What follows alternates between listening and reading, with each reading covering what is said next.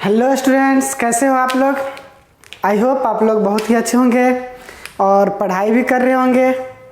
तो चलिए, अपना लोग पढ़ रहे हैं केमिकल रिएक्शन एंड इक्वेशन।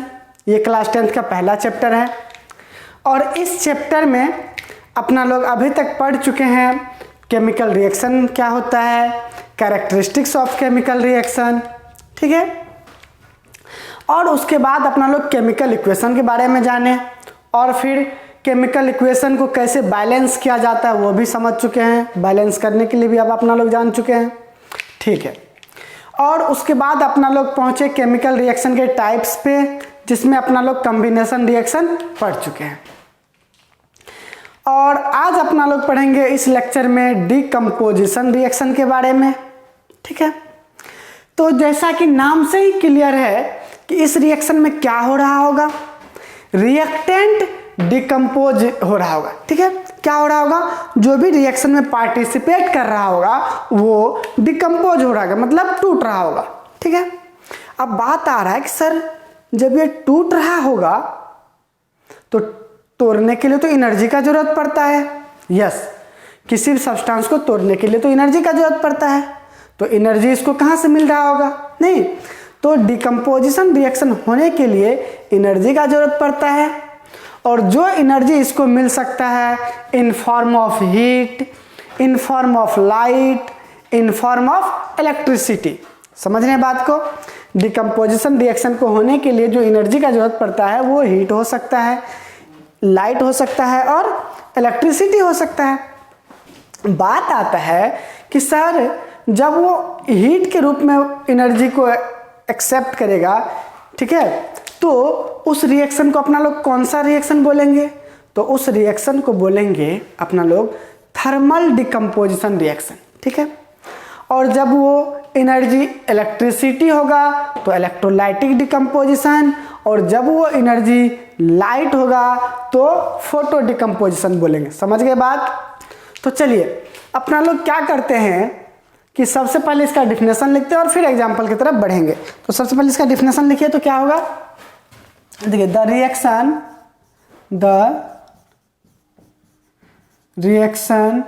इन विच ठीक है, इन विच रिएक्टेंट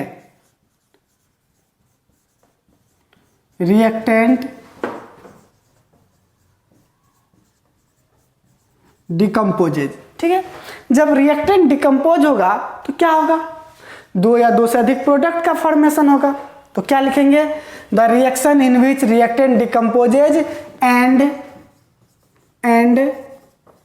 फॉर्म क्या चीज बताइए, यस, टू और मोर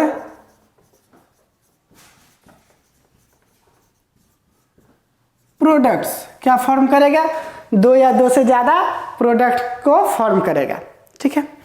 तो ये रिएक्शन आपको लग रहा होगा कि ये तो कॉम्बिनेशन रिएक्शन का उल्टा हो रहा है, क्योंकि कॉम्बिनेशन रिएक्शन में एक रिएक्टेंट नहीं, एक से ज्यादा रिएक्टेंट, कॉम्बिनेशन रिएक्शन में रिएक्टेंट कंबाइन हो रहा था तो एक से ज्यादा रिएक्टेंट था वहां पे। यहां पर क्या है, एक रिएक्टेंट है।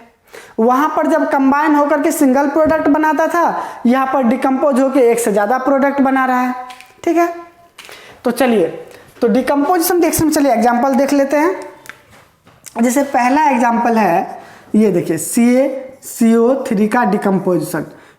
आप लिख लीजिएगा decomposition of CaCO3, decomposition of quick limestone लिख लीजिए। यहां पे देखिए, लिख लीजिए तो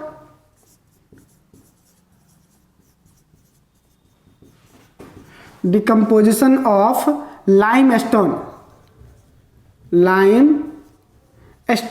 ठीक है। लाइमस्टोन किसको बोलते हैं, CaCO3 को, ठीक ना। तो चलिए इसको डिकम्पोज कीजिए, CaCO3 को डिकम्पोज कीजिए। ये आप लोग पिछले क्लास में भी पढ़ चुके हैं। तो इसको डिकम्पोज करते तो क्या होता है बताइए, CaO और CO2, ये तो गैस है। चलिए इसको अपना लोग क्या बोलते हैं बताइए, इसको बोलते हैं क्या चीज, लाइमस्टोन, ठीक है, ठीक ना। अच्छा, इसका और एक नाम क्या है, दूसरा नाम क्या है, इसका नाम है कैल्शियम कार्बोनेट, क्या नाम है, कैल्शियम कार्बोनेट। अच्छा ये कैसे बना हुआ था याद है आपको, पिछला क्लास में आपको बताए थे क्या, कि जब CaOH का होल 2 कार्बन डाइऑक्साइड के साथ रिएक्ट करता है तो क्या बनाता है, CaCO3 प्लस H2O। याद है ना ये रिएक्शन, याद है कि नहीं, बहुत ही इंपॉर्टेंट रिएक्शन है। इसको क्या बोलते हैं, इसको बोलते हैं स्लैग्ड लाइम, ठीक है। स्लैग्ड लाइम जब कार्बन डाइऑक्साइड से रिएक्शन करता है तो क्या बनाता है, लाइम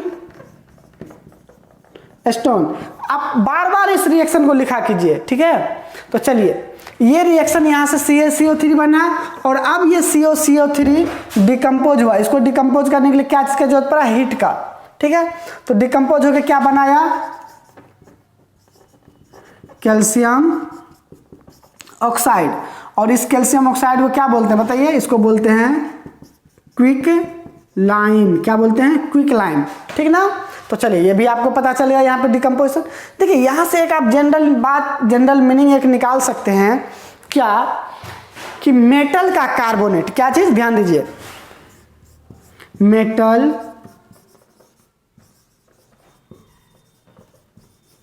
कार्बोनेट। देखिए ये मेटल का कार्बोनेट है, तो metal carbonate decomposes to form क्या चीज, मेटल ऑक्साइड एंड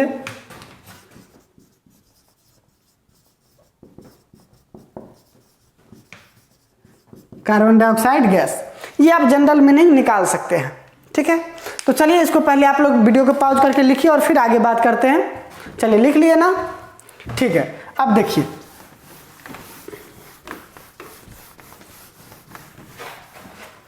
इसका मतलब ये हुआ कि मेटल का कार्बोनेट डिकम्पोज होकर क्या देगा, मेटल का ऑक्साइड और क्या देगा, कार्बन डाइऑक्साइड।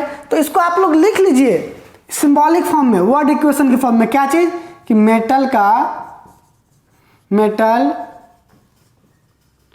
कार्बोनेट जो है वो हीट देने पर डिकम्पोज होगा और डिकम्पोज होकर क्या देगा, metal oxide plus carbon dioxide, क्या देगा, कार्बन डाई ऑक्साइड, ठीक है।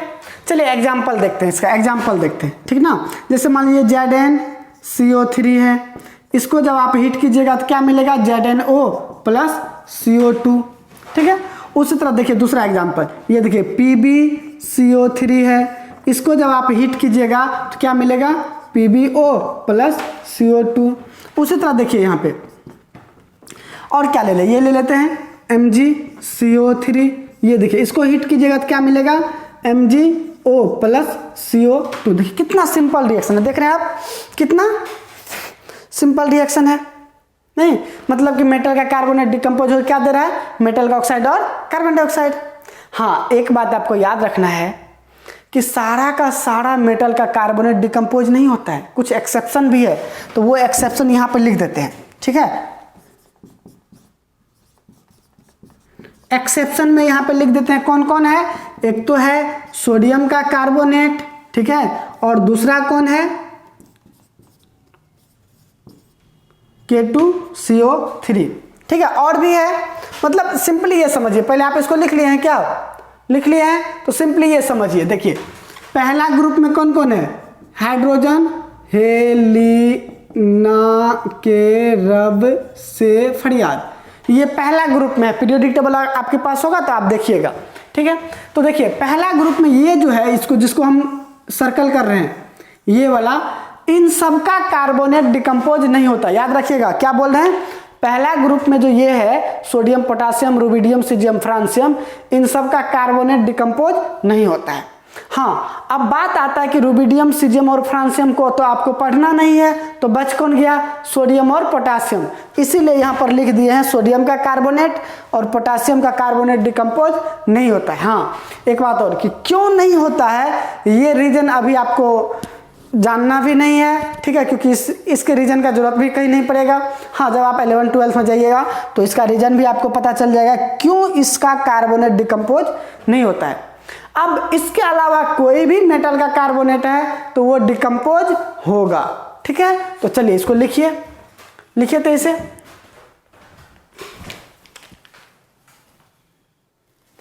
तो चलिए अब कुछ और भी एग्जाम्पल कर लेते हैं, ठीक है। जैसे दूसरा एग्जाम्पल देखिए, दूसरा एग्जाम्पल क्या है, ये FeSO4, इसका नाम बताइए, इसको आपके लोग क्या बोलते हैं बताइए तो इसे बोलिए, इसको क्या बोलते हैं, इसको बोलते हैं फेरस सल्फेट। क्या बोलते हैं, फेरस सल्फेट। देखिए क्यों बोलते हैं फेरस सल्फेट, आप जानते हैं ना कि ये जो आयरन होता है इसका दो वैलेंसी होता है, एक तो होता है Fe++ और दूसरा होता है Fe+++, ठीक है। तो आपको ये भी बता चुके कि जिसका वैलेंसी कम है उसमें अस लगाएंगे, तो आयरन है, फेरम है, तो इसको बोलेंगे फेरस, इसको बोलेंगे फेरिक, ठीक है।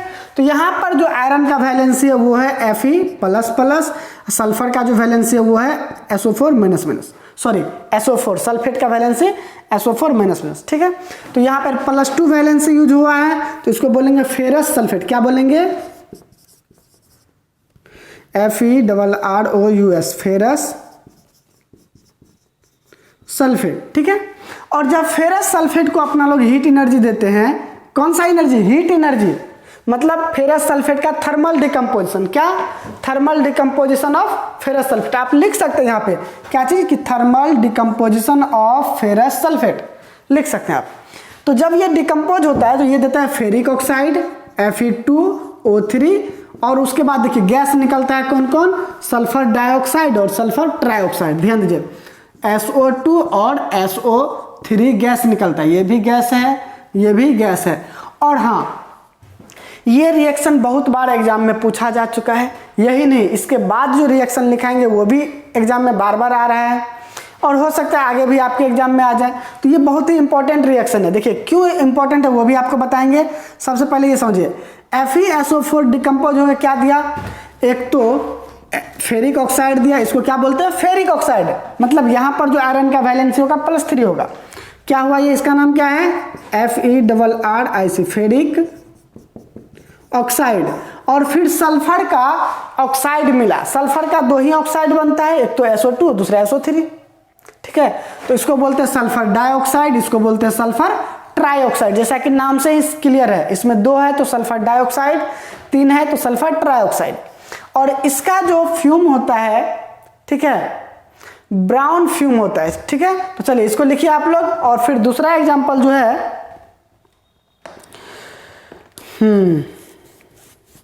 चलिए लिख लिए, चलिए। और देखिए यहां पर फेरिक ऑक्साइड का कलर क्या होता है, ब्राउन। फेरिक ऑक्साइड का कलर क्या होता है, ब्राउन। इसका नहीं होता, इसका कलर होता है ब्राउन, ठीक है। चलिए दूसरा एग्जांपल देखते हैं। दूसरा एग्जांपल है ये PbNO3 का होल 2। आप बताइए इसका नाम बताइए आप लोग, कैसे नाम बताइए इसका। चलिए अब देखिए ये क्या है, ये बताइए लेड है, ये क्या है, NO3 किसको बोलते हैं, नाइट्रेट को। तो क्या नाम हो जाएगा, लेड नाइट्रेट।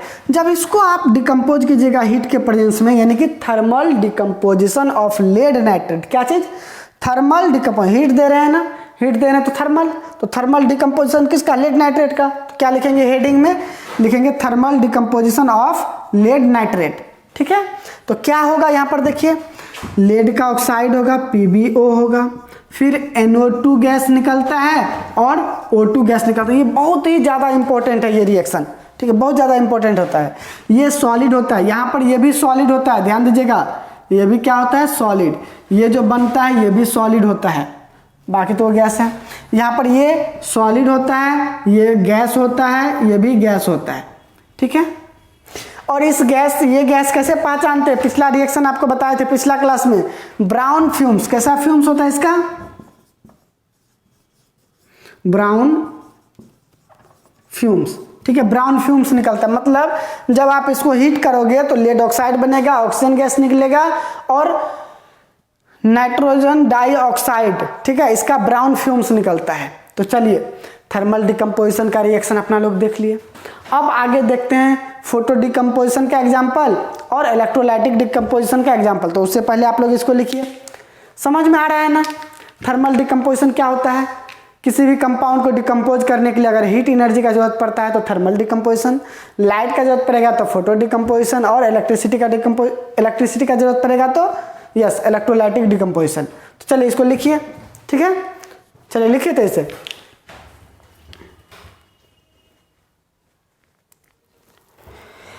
चलिए मिटा दें।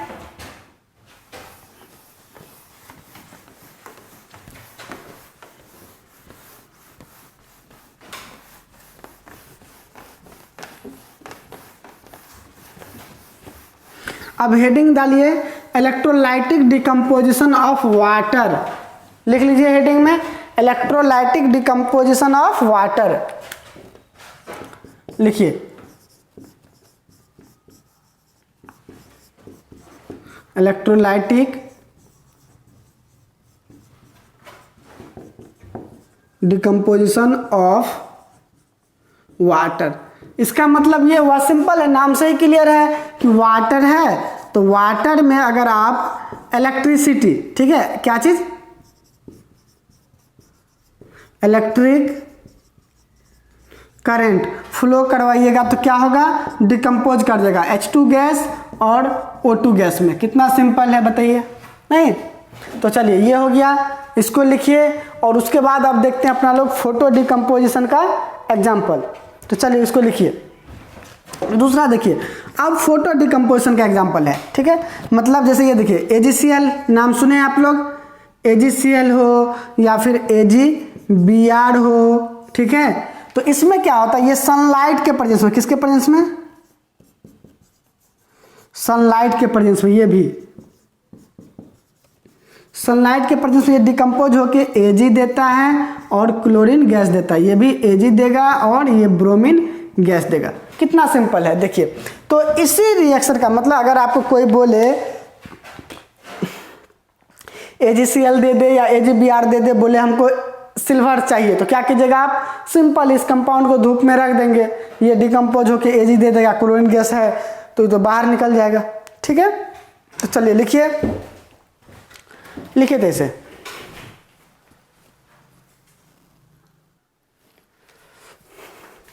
तो चलिए अब थोड़ा सा डिकम्पोजिशन रिएक्शन के एडवांटेज के बारे में जान लेते हैं, ठीक है, कि डिकम्पोजिशन रिएक्शन का हमारे लाइफ में क्या एडवांटेज है वो समझ लेते हैं पहले।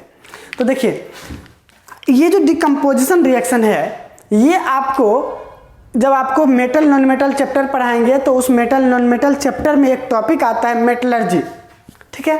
तो मेटलर्जी में आप पढ़िएगा इलेक्ट्रोलाइटिक डिकम्पोजिशन, मतलब कि वहाँ पर क्या होगा कि जैसे मेटलर्जी में क्या होता है, मेटलर्जी मेटल नॉन मेटल में आप पढ़िएगा तो वहाँ मेटलर्जी में आप ये पढ़िएगा कि कैसे मतलब ये माइन सबसे मेटल को एक्सट्रैक्ट किया जाता है, फिर उसके बाद मेटल को कैसे प्योर फॉर्म में कन्वर्ट किया जाता है, ठीक है। तो मेटलर्जी में कुछ स्टेप्स अब आएगा तो वहाँ पे अपना लोग देखेंगे, ठीक है, जिसको बोलते हैं मेटलर्जिकल प्रोसेस बोलते हैं। तो उसमें उसी प्रोसेस में एक आपको आएगा इलेक्ट्रोलाइटिक डिकम्पोजिशन, ठीक है। वहाँ पे आप मतलब ये कि उस मेटलर्जी में आप पढ़िएगा कि कुछ ऐसे भी मेटल होते हैं जिसको एक्सट्रैक्ट करने के लिए, जिसको प्योर फॉर्म में कन्वर्ट करने के लिए, ठीक है, मतलब वो किसी के साथ कंबाइन होगा तो उसको प्योर फॉर्म में कन्वर्ट करने के लिए अपना लोग को यही इलेक्ट्रोलाइटिक डिकम्पोजिशन रिएक्शन का यूज करना पड़ता है, ठीक है। तो एक तो इसका यूज हो गया, डिकम्पोजिशन का यूज हो गया क्या चीज, एक्सट्रैक्शन ऑफ मेटल में, ठीक है। एक क्या एडवांटेज है, एक्सट्रैक्शन ऑफ मेटल। दूसरा इसका एडवांटेज ये है कि जैसे मान लीजिए अपना लोग भोजन करते हैं, ठीक है, तो भोजन जो करते हैं तो भोजन बॉडी में जाता है तो डिकम्पोज होता है, डिकम्पोज होता है तभी तो अपना लोग को एनर्जी मिलता है ना। तो देखिए एक दूसरा एडवांटेज इसका क्या हो गया, डाइजेशन ऑफ फूड, ठीक है। और भी इसका एडवांटेज है, जैसे मान लीजिए कोई इंपॉर्टेंट नॉन मेटल है जैसे कि ऑक्सीजन है, क्लोरीन है, ठीक है, तो इन सब को, हाइड्रोजन है, तो इन सब को किसी दूसरे कंपाउंड से बाहर निकालने के लिए, ठीक है, तो वहाँ पर भी अपना लोग डिकम्पोजिशन रिएक्शन का यूज करते हैं। तो इसका एडवांटेज बहुत ही ज़्यादा है। आप लोग जब हो सकता है अगर आप आगे मेडिकल या इंजीनियरिंग फील्ड में जाइएगा तो वहाँ पर भी आपको इस सब के बारे में डिटेल में पढ़ना पड़ेगा, ठीक है। तो चलिए डिकम्पोजिशन रिएक्शन हो गया। अब अपना लोग स्टार्ट करते हैं डिस्प्लेसमेंट रिएक्शन, ठीक है। पहला कॉम्बिनेशन, दूसरा डिकम्पोजिशन और ये तीसरा रिएक्शन है, कौन सा,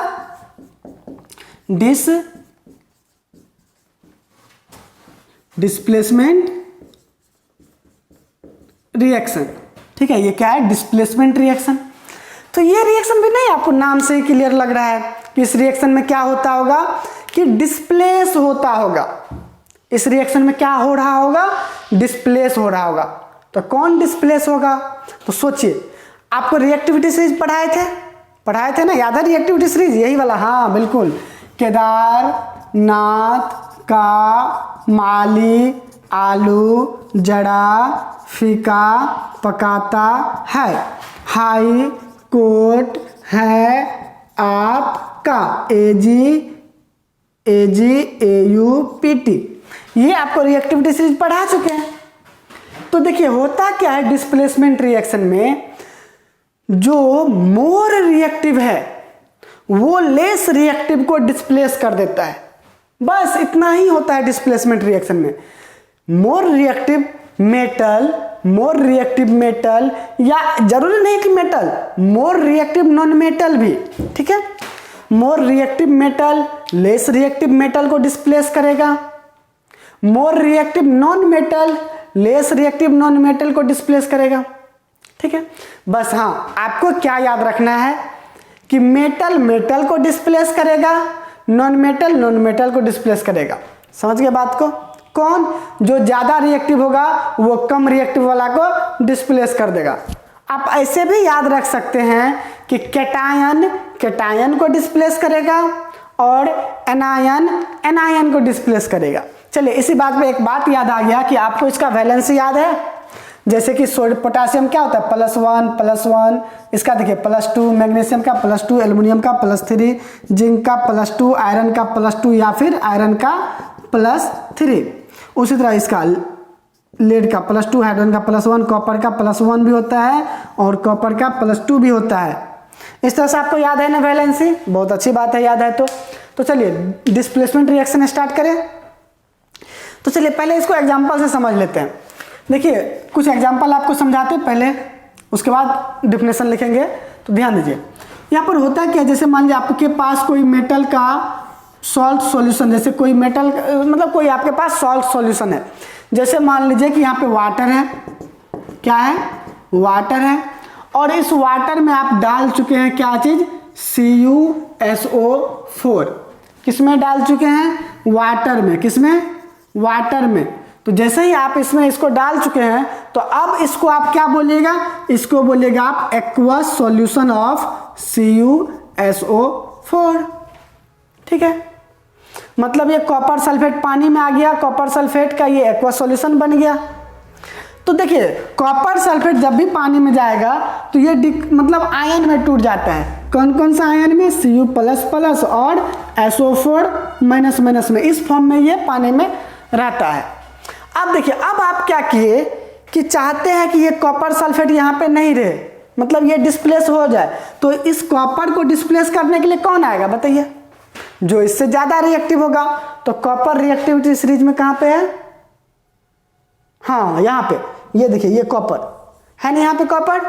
तो अब क्या होगा? इस कॉपर को डिस्प्लेस करने के लिए कौन आएगा? जो इससे ऊपर होगा। ऊपर तो बहुत सारा है, कोई सा भी आप उठा लीजिए, कोई सा भी डाल दीजिए। जैसे कौन सा डालिएगा बताइए? जिंक डालिएगा, जिंक ही डाल दीजिए, ठीक है। तो यहां पर क्या होगा? इसका मतलब ये कि जिंक जो है एक्वस कॉपर सल्फेट के साथ रिएक्शन करेगा और यहां से कॉपर को डिस्प्लेस कर देगा, ठीक है। जैसे जिंक का वैलेंसी बताइए, Zn पर कौन सा? ++। तो अब यहाँ पे एक खास बात देखिए, वैलेंसी सेम है तो क्या होगा? सिंपली ये हटेगा और ये सिंपली उसके साथ चला जाएगा। तो क्या बनाएगा? ZnSO4 + कॉपर अपना नीचे में बैठ जाएगा आराम से, शांति के साथ। समझ गए? और एक बात यहाँ पे, एक और बात जान लीजिए कि ये जो कॉपर सल्फेट होता है इसका कलर क्या होता है? Blue colour. तो जैसे ही आप इसमें जिंक डालिएगा तो इसका ब्लू कलर गायब हो जाएगा, ठीक है। क्योंकि यहां पर क्या बन जाता है? जिंक सल्फेट का एक्वस सॉल्यूशन बन जाता है। तो इसी को बोलते हैं डिस्प्लेसमेंट रिएक्शन। इसमें क्या होता है? More reactive metal less reactive metal को भगा देता है। तो चलिए इसका डिफिनेशन लिख लें। चलिए एग्जांपल लिखना चाहते हो तो लिखिए, नहीं तो डिफिनेशन के बाद लिख लीजिएगा।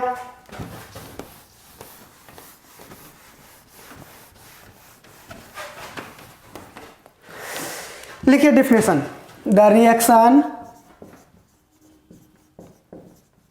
इन विच मोर रिएक्टिव, मेटल भी लिख सकते हैं यहाँ पे, ठीक है। तो हम मेटल यहाँ पर भी नहीं लिख रहे हैं, क्या लिख रहे हैं, the reaction in which more reactive element displaces less reactive element, ठीक। एंड फॉर्म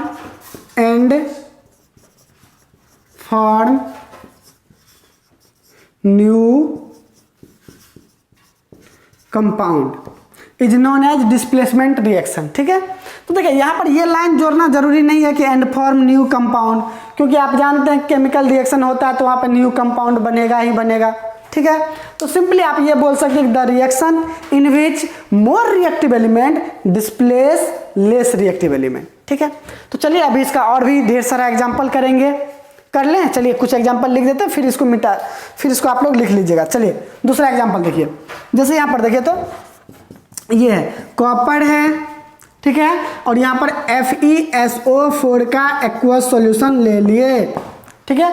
अब बताइए क्या बनेगा, दूसरा रिएक्शन आयरन है और CuSO4 का एक्वस सॉल्यूशन ले लिए, क्या बनेगा बताइए। अरे बनेगा तब ना जब रिएक्शन होगा। तो पहले ये देखिए यहाँ पर क्या है कॉपर, यहाँ पर क्या है आयरन, इन दोनों में कौन ज़्यादा रिएक्टिव, आयरन।